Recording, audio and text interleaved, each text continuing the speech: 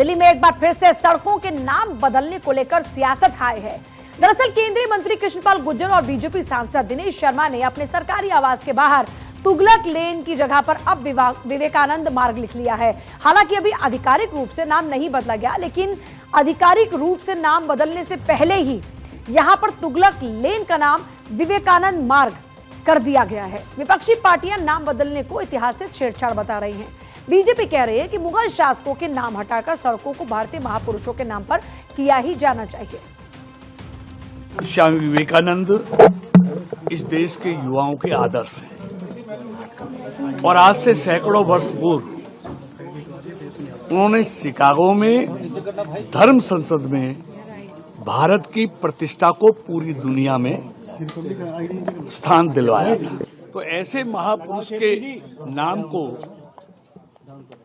हमारी आस्था है स्वामी विवेकानंद जी में, उनके आदर्शों में, इसलिए हमने वो नाम स्वामी विवेकानंद मार्ग लिखवाया है और हमने स्वामी विवेकानंद भी मार्ग लिखवाया है और जो सरकार की तरफ से वो भी लिखा हुआ। आसपास के जो मकान था उसमें लिखा हुआ था विवेकानंद मार्ग और नीचे लिखा था तुगलक लेन, दोनों साथ साथ लिखे थे। तो तुगलक लेन आज भी नाम पट्टिका पे लिखा है, बदला नहीं है। उसके साथ विवेकानंद मार्ग लिखा है और उसकी सहूलियत के लिए, जैसा मैंने वहां के कर्मचारियों से पूछा भी था, उनका कि गूगल तब आप तलाशेंगे तो गूगल में वो जगह, वो स्थान विवेकानंद रोड आता है। और इसलिए भी कि भ्रम न रहे लोगों को विवेकानंद रोड और तुगलक लेन का जो अंतर है, तो एक सामान्य सी प्रक्रिया, इसमें कोई कंट्रोवर्सी नहीं है। ये एक सामान्य सी प्रक्रिया है, इसमें कोई कंट्रोवर्सी नहीं है। ये बात बीजेपी के सांसद कह रहे हैं और कह रहे हैं कि जो देश के महापुरुष हैं, जिनका इतिहास में प्रयास आज भी सम्माननीय है, उनके नाम पर नाम क्यों नहीं होना चाहिए। आइए मेहमानों से आपका परिचय करवाते हैं जिनके साथ में हम चर्चा करने वाले हैं। आलोक वत्स रहेंगे नेता बीजेपी, हरनाम सिंह रहेंगे प्रवक्ता कांग्रेस, वैभव श्रीवास्तव प्रवक्ता आम आदमी पार्टी। सभी का एक बार स्वागत है और सीधे आलोक वत्स के साथ में शुरुआत करते हुए, आलोक वत्स, ये कह रहे हैं कि इतिहास के साथ छेड़छाड़ कर रहे हैं आप। अगर कोई नाम है पुराना तो आपको हर बार नाम क्यों बदलना है? देखिए पूजा जी, देश में एक क्रांति सी आ गई है कि जो भी आक्रांता थे और जिन लोगों ने भी हम पर अत्याचार किए, उनके नाम को हमें किसी भी रूप में स्वीकार नहीं है और उनके जगह पर उन देशभक्तों का नाम, जिनका हम आदर से आज भी नाम लेते हैं, उनके नाम के साथ अगर बदल रहे हैं तो इससे हमें संतुष्टि होती है और कोई बात नहीं। ये जन भावनाओं के अनुरूप ये कार्य किया जा रहा है। अब हमें औरंगजेब और इस तरीके के नाम, तुगलक लेन, ये सब नाम हमें अब मंजूर नहीं है किसी भी कीमत पर। बहुत सह लिया हमने, बहुत इनका दमन भी हमारे लोगों ने, पूर्वजों ने सहा और अब हम इनकी लेगेसी को आगे ले जाकर नहीं रख सकते। हरनाम जी, इसका जवाब मैं आती हूँ सर, एक बार जरा उनको भी शामिल कर लेते हैं। ये कह रहे हैं कि ऐसे लोगों की लेगेसी को लेकर नहीं जाएंगे जिन्होंने हमारे पूर्वजों पर अत्याचार किया। अब देखिए, दो बातें हैं। पहली बात तो इतिहास को खाली आपके ना मानने से तो वो इतिहास नहीं मिटेगा। इतिहास में तो दर्ज है कि जितने आक्रांता आए वो इन्हीं राजा महाराजा रजवाड़ों ने बुलाए अपनी लड़ाई लड़ने के लिए। बाद में वो अलग बात थी कि वो इन्हें मार पीट कर, ठोक पीट कर वो यहाँ पर कब्जा कर बैठ के फिर इनको लूटते भी रहे। लेकिन इनको बुलाने में कौन लोग शामिल थे? यही के लोग शामिल थे, यही राजा बुलाते थे जो यहाँ पर करते थे। दूसरी बात, गलत बयान। अरे भैया सुन लीजिए, बाबर यहाँ पर इतिहास पढ़िए और चलो इतिहास का मुझे थोड़ी जानकारी है। प्रक्रिया बाबर को किसने बुलाया था? आप बताइए, बाबर को किसने बुलाया था? आप गलत बात बोल रहे हैं। आप नेशनल टेलीविजन जो झूठ परोस रहे हैं। किसने बाबर को बुलाया था? आप बताइए, बाबर, उस आदमी का नाम, उस राजा का नाम बताइए जिसने बाबर को यहाँ आमंत्रित किया था। अरे एक सुन तो बताइए उसका नाम, जिसने बाबर को यहाँ आमंत्रित किया था। अच्छा मेरी सुनिए, अगर कोई मुगल आक्रांता आए, मुगल शासक रहे यहाँ पर, क्या आप इतिहास को मिटा देंगे? इतिहास नहीं है, बल्कि आपको इतिहास को जीवित रखना चाहिए। किसने बुलाया पता नहीं, आप किस इतिहास की बात कर रहे हैं। दूसरी बात ये, और दूसरी बात हरनाम जी, एक सेकंड, हरनाम जी, ये कह रहे हैं कि आपको उन आक्रांताओं से क्या लगाव है? अगर जन भावना ये कहती है कि हमें ऐसे आक्रांताओं का नाम याद नहीं रखना, इतिहास में जो किताबों में दर्ज है वहां तक सीमित रखना चाहते हैं, लेकिन अपनी जिंदगी में उसको शामिल नहीं करना चाहते। तो आपका कोई लगाव है क्या उनके साथ में, ये पूछ रहे हैं आपसे कि कोई लगाव है आपका उन आक्रांताओं के साथ में, उन मुगल शासकों के साथ में, कि उनके नाम बदलने पर आपको इतनी आपत्ति होती है? हमें कोई आपत्ति नहीं है, लेकिन उसका एक प्रारूप है ना, उसका एक तरीका है।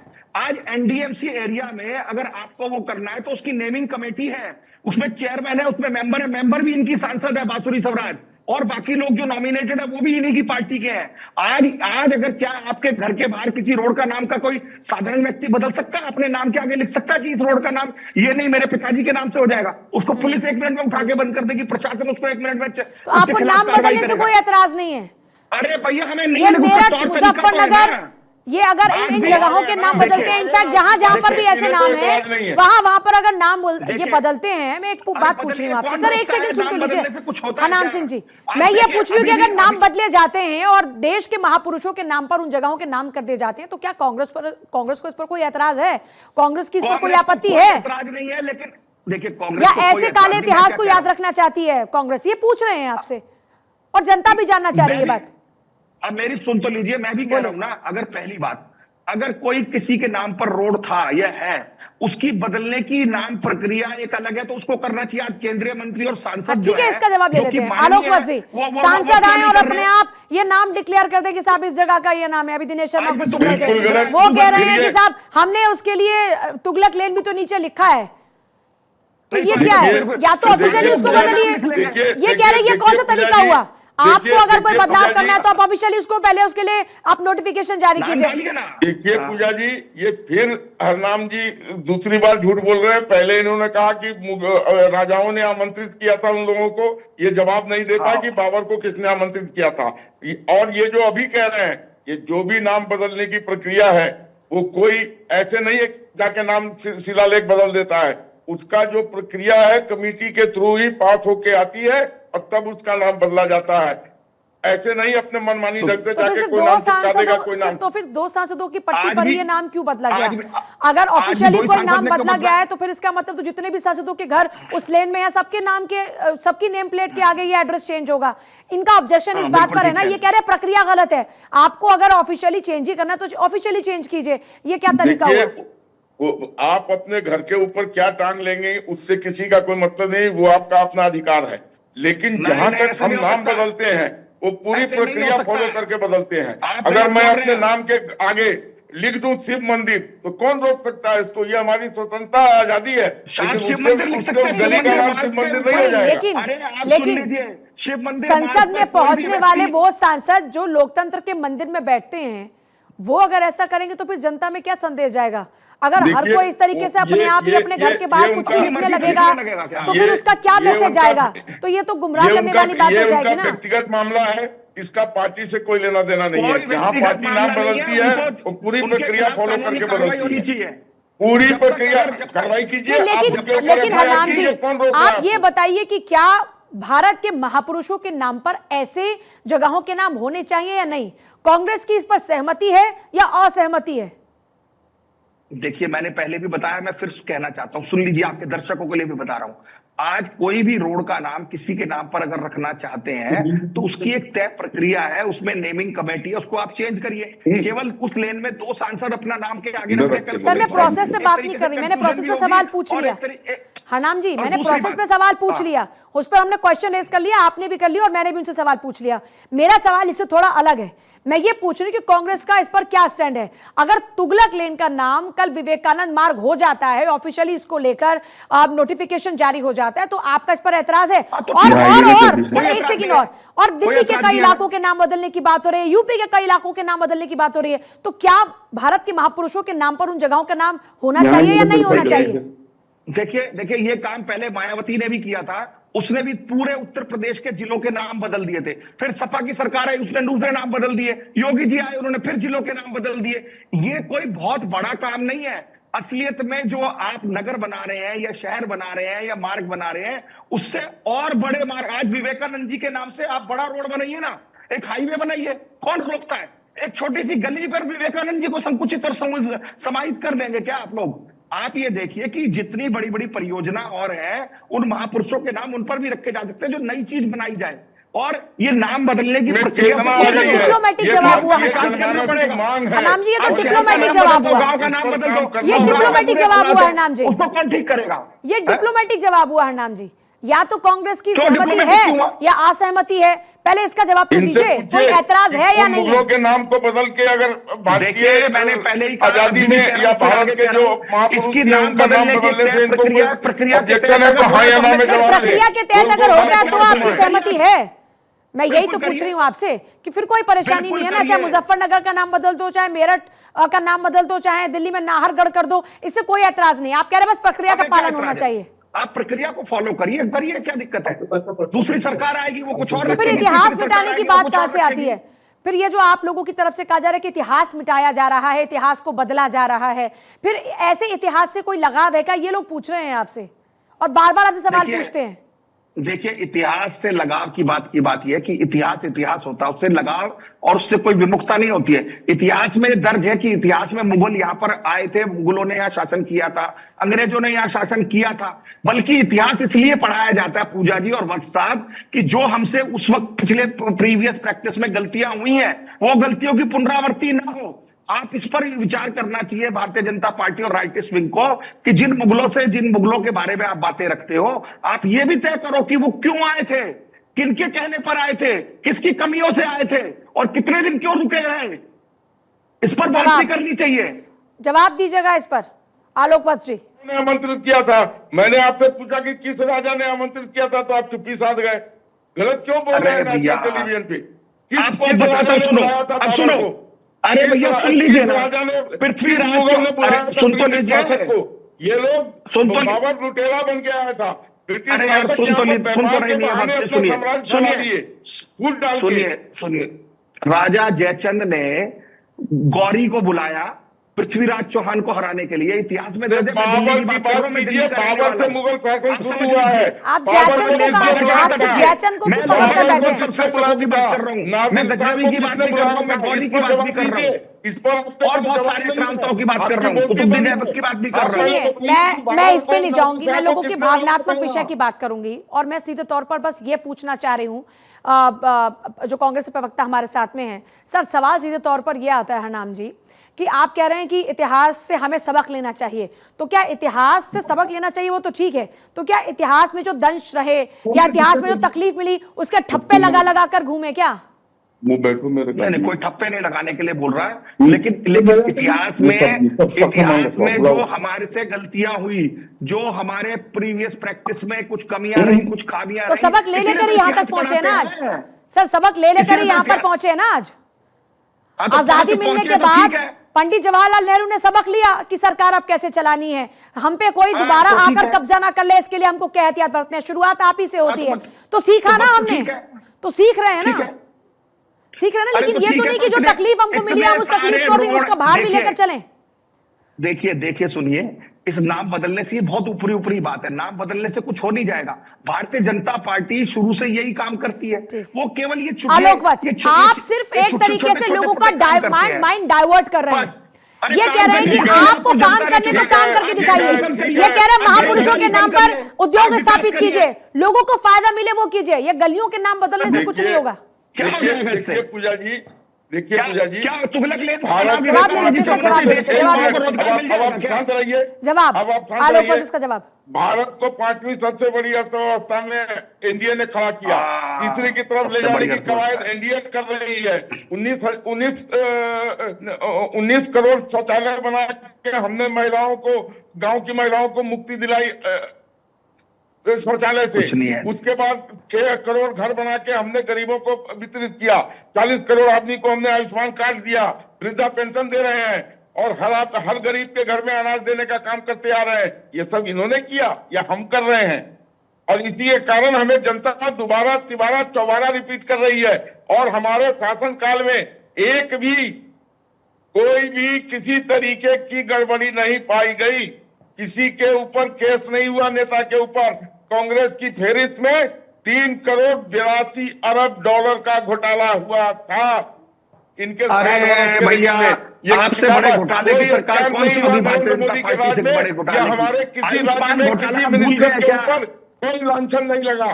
हमने 65 करोड़ आदमी को घोटाला भूल गए क्या? स्नान करवाया। अडानी जितने बड़े बड़े घोटाले कर रहे हैं आप भूल हमने गए राम मंदिर का पूरे निर्माण देश की किया। संपत्ति और आप कह रहे हैं हमने दो कुछ नहीं किया। आपने व्यापारियों हमने को दे दिए। पूरे वन बाय वन देश करके को बात करते हैं ना, वन बाय वन, ऐसे कितनी पड़ जाएगी। हमने- अजीम, आम आदमी पार्टी का क्या स्टेटस है?